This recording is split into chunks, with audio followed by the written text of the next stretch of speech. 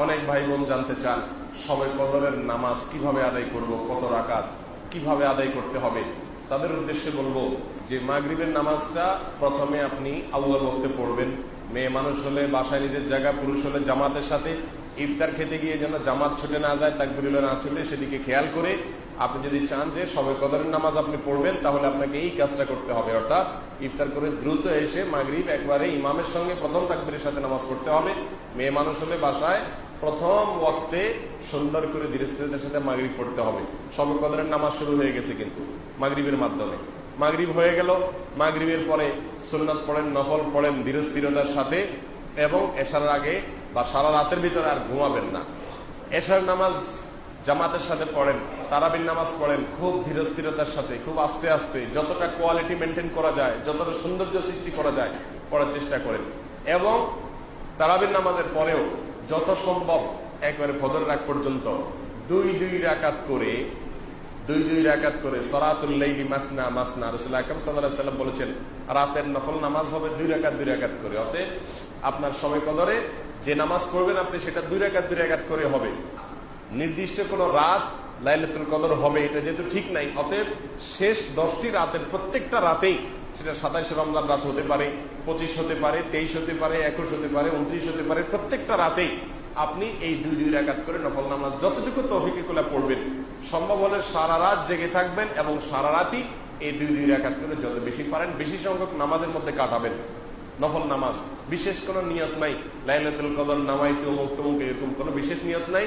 আল্লাহু আকবার বলে নিয়ত বেঁধে আপনি তাহাজ্জুদ পড়তেছেন, এই নিয়তে বাস, নিয়ত বেঁধে হাত বেঁধে এরপরে আপনি সূরা ফাতিহা পড়ে, সাথে নির্দিষ্ট কোনো সূরা নাই যে লাইলাতুল কদরে অমুক সূরা এতবার পড়তে হবে। অনেকে আপনাকে বলবে লাইলাতুল কদরে এত রাকাত, প্রথম রাকাতে সূরা ফাতিহার পরে সূরা ইখলাস এতবার, দ্বিতীয় রাকাতে অমুক সূরা এতবার। এগুলো সবগুলা মন গড়া কথাবার্তা, কোরআন এবং হাদিসের কোনো জাল হাদিসের এরকম কোনো কথাবার্তা নাই। এগুলো সম্পূর্ণ ভুয়া ভিত্তিহীন। সাধারণ মানুষ যেহেতু দিন সম্পর্কে জানে না, তাদেরকে অনেকে বিভ্রান্ত করে এসব বলে। আপনি শবে কদরের নামাজ কিভাবে পড়বেন সেটা বলছি আমরা। দুই রাকাত করে পড়বেন, যে কোনো সূরা দিয়ে পড়বেন।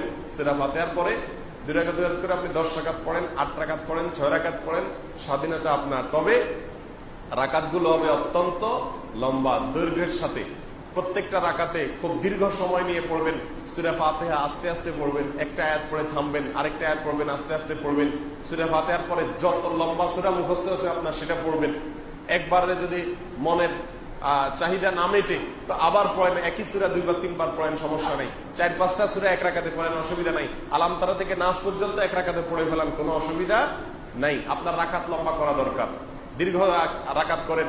রাসূল আকরাম সাল্লাল্লাহু আলাইহি ওয়াসাল্লাম তাহাজ্জুদ যখন পড়তেন রাতের বেলায়, আম্মা জান আয়েশা রাদিয়াল্লাহু আনহা বলেছেন তার পাও এত বেশি তিনি দাঁড়িয়ে নামাজ পড়তেন যে পাও ফুলে যেত। তখন তাকে জিজ্ঞাসা করলাম, ইয়া রাসূলুল্লাহ, আল্লাহ তো আপনাকে মাফ করে দিয়েছেন, আপনার পিছনের সমস্ত গুনাহ মাফ হয়ে গেছে, তাহলে আপনি কেন এত কষ্ট করেন? যদি কেউ জানতে পারে যে আমার কোনো অপরাধ নাই, আল্লাহ সব মাফ করে দিয়েছেন, তাহলে সে তো অন্তত আরামে একটু ঘুমাবে যে আমার তো আর কষ্ট করার দরকার নাই। রাসূল আকরাম সাল্লাল্লাহু আলাইহি ওয়াসাল্লাম বলেছেন, আফালান আকুনা আবদান শাকুরা, আমি কি আল্লাহর কৃতজ্ঞতা আদায়কারী বান্দা হব না? আল্লাহ আমাকে গুনাহ মাফ করে দিয়েছেন এই কথা যদি আমি জানতে পারি, তাহলে তো আমি আরো বেশি শুকর আদায় করবো আল্লাহ তাআলা। মুহতারাম হাজিরিন, এজন্য লম্বা সময় নিয়ে তিনি তাহাজ্জুদ পড়তেন। তার তাহাজ্জুদের অবস্থা বর্ণনা করতে গিয়ে আম্মা জান আয়েশা বলেছেন, লা তাসআল আন হুসনিহিন্না ওয়া তুলিহিন্না, আল্লাহ রাসূলের রাতের নামাজের সৌন্দর্য, কোয়ালিটি, বিউটি, তার নামাজের যে দৈর্ঘ্য, এগুলো আর কি বলবো, এগুলো বলে বোঝানো যাবে না। যখন দাঁড়িয়ে কেরাত পড়তেন মনে হয় তিনি আর জীবনে রুকুতে যাবেন না, এত কেরাত পড়তেন, এত লম্বা সময় ধরে পড়তেন। যখন রুকুতে যেতেন এত তাসবিহ পড়তেন মনে হয় আর মাথা জীবনে উঠাবেন না। যখন মাথা উঠাতেন দাঁড়িয়ে আল্লাহর প্রশংসা শুরু করতেন মনে হয় আজ সিজদা যাবেন না। সিজদা গেলে সুবহান রাব্বিল আলা বলতে বলতে আল্লাহর প্রশংসা করতে করতে এত মজা পাইতেন, আল্লাহকে সামনে পেয়ে আল্লাহর প্রশংসা করে আর মনে হয় সিজদা থেকে উঠবেন না। হাদিসে আসছে রাসূল করিম সাল্লাল্লাহু আলাইহি ওয়াসাল্লাম বলেছেন, বান্দা যখন সিজদায় যায় তখন আল্লাহর সবচেয়ে কাছে চলে যায়। কেউ যদি চায় আল্লাহর আরশের দুয়ারে গিয়ে, আল্লাহর রহমতের চৌকাঠে গিয়ে, আল্লাহর আরশের দরজায় গিয়ে আল্লাহর কাছে সঙ্গে সঙ্গে মুখোমুখি হয়ে আল্লাহর কাছে চাইবে, তাহলে তার জন্য একমাত্র উপায় হলো সিজদায় গিয়ে যাওয়া আল্লাহর কাছে। সিজদায় গিয়ে চাওয়া। আরশের রাস্তা উপরের দিকে, অনেক দূরের রাস্তা, কিন্তু একজন আল্লাহর প্রিয় বান্দা তিনি বলেছেন আল্লাহর আরশের রাস্তা নিচের দিকে অর্থাৎ জমিনে, জমিনে মাথা ঠুকাইলে আরশে পর্যন্ত পৌঁছে যায়, বান্দা আল্লাহর সবচেয়ে নিকটে চলে যায়।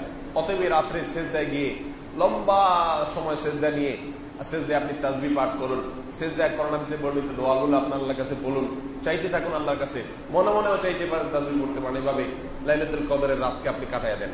লম্বা এক রাকাত নামাজ 10 মিনিট, 15 মিনিট, 20 মিনিট, আধা ঘন্টা সময় কাটায় দেন। এভাবে 2 রাকাত, 4 রাকাত, 6 রাকাত নফল নামাজ পড়েন। এটা হলো লাইলাতুল কদরের নামাজ। বিশেষ কোনো সংখ্যা ঠিক করা হয় নাই, এত রাকাত পড়তে হবে, এই সূরা এতবার পড়তে হবে, এরকম কোনো নির্দিষ্ট করা হয় নাই। বরং আপনার যত খুশি আপনি পড়েন এবং কিছু সময় নামাজ পড়েন, কিছু সময় দোয়া করেন, কিছু সময় জিকির করেন, কিছু সময় তাসবিহ পড়েন, হ্যাঁ, কিছু সময় আল্লাহর কাছে কান্নাকাটি করেন, কিছু সময় কোরআন তেলাওয়াত করেন, হ্যাঁ, কিছু সময় আল্লাহর অপরাধের কথা স্বীকার করে, আল্লাহর কাছে অপরাধের কথা স্বীকার করে ক্ষমা চান। একা একা যথাসম্ভব নির্জনতায়, দলবদ্ধ ভাবে ইবাদত করার কোনো গুরুত্ব নাই। যথাসম্ভব একা একা হারিয়ে যান, লুকিয়ে যান, বাসার সবাইকে, সবার চোখ থেকে আড়াল হয়ে যান, সম্ভব হলে ছাদে চলে যান, গিয়ে আল্লাহর কাছে কান্নাকাটি করে চান। আল্লাহ আমাদের সবাইকে তৌফিক দান করুন।